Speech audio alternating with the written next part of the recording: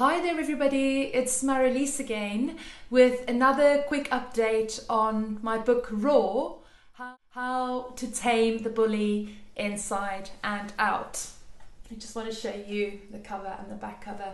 So yes, two updates so far. I shared with you in my first update the silent epidemic. So I call workplace bullying the silent epidemic because I was absolutely astounded that everybody seems to have a story, a relatable story to tell about their experience with a toxic person in the workplace. And then the second update was all about sharing more of my research with you. So I did a global research study to back up some of the conclusions in the book. So if you wanna watch the first two videos, I'll post some links so you can go back to those. Today I want to give you a brief overview of what workplace bullying is, and I want to position it in the context of narcissism. And I don't use the word lightly. Narcissism has become such a buzzword and everybody seems to use it left, right and center, so it's kind of lost its impact. And so I want to kind of share with you my perspective on it, and also you might be surprised to hear what I've got to say. So let me start with introducing the definition of workplace bullying, and I'm defining it according to the Workplace Bullying Institute, which defines it as the repeated health-harming mistreatment of one or more persons, so the targets, by one or more perpetrators. So it's abusive conduct, right, which is threatening, humiliating or intimidating, or it's work interference, so sabotage, which prevents work from getting done, and it also is verbal abuse. So really it's characterized by persistent, ongoing mistreatment of one or more people, targets, by one or more perpetrators.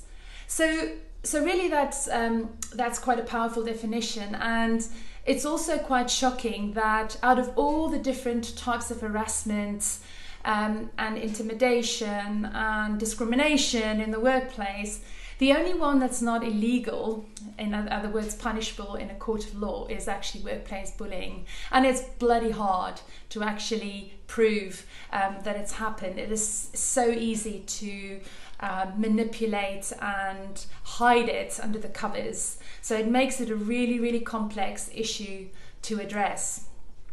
So which brings me on to narcissism. So when I did my research for the book, I wanted to understand bullying. I wanted to understand the characteristics, the personality traits, and so I started doing research on personality disorders, and so very quickly was taken down the track of narcissism. One of the very first questions I asked when I started writing the book was, are all bullies narcissists?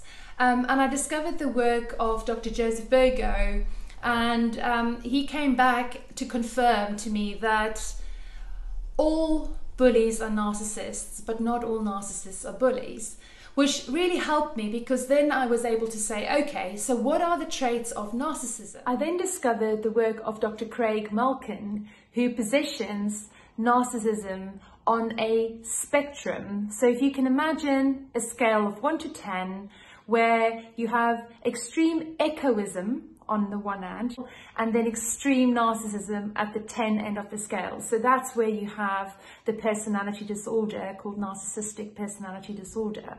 So on a scale of 1 to 10, you have a variety of different expressions.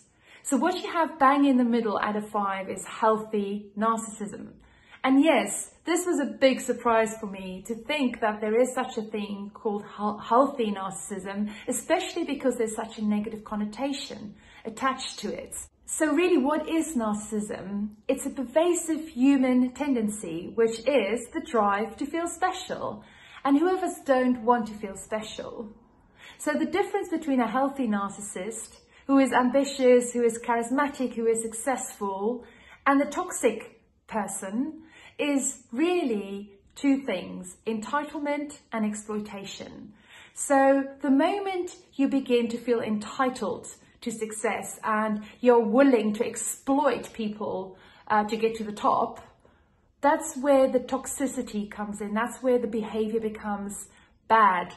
And so really, that's sort of how I talk about it in my book. I talk about different types of narcissism, and really it's just to help my readers recognize the signs, of narcissists, but also ultimately the bullying narcissist, which obviously my kind of experience was predominantly based on. And by the way, chapter 1 is available to download for free.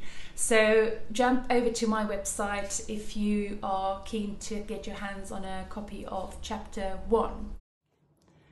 So I want to remind you of a book promotion that I'll be running on the 12th and 13th of February, where I will be making the ebook, the Kindle version, available for 99p or 99 cents if you're in the US, for a 48-hour period only. So if you want to get your hands on a copy of Raw, please mark those dates in your calendar. And I'm also very excited to share with you some additional news and some additional bonuses on those days. So do keep your eyes peeled. That's it for me for today. I hope you found this helpful, insightful. You've learned something new. If you do want to share maybe your thoughts in the comments below, please do. Or if you want to share it with friends and colleagues and family who you think might benefit from hearing this, please do as well. And in the meantime, you know, if you want to get in touch, if you've got any questions, I'd love to hear from you. Thank you, everybody. Have a great rest of the day. Take care now. Bye.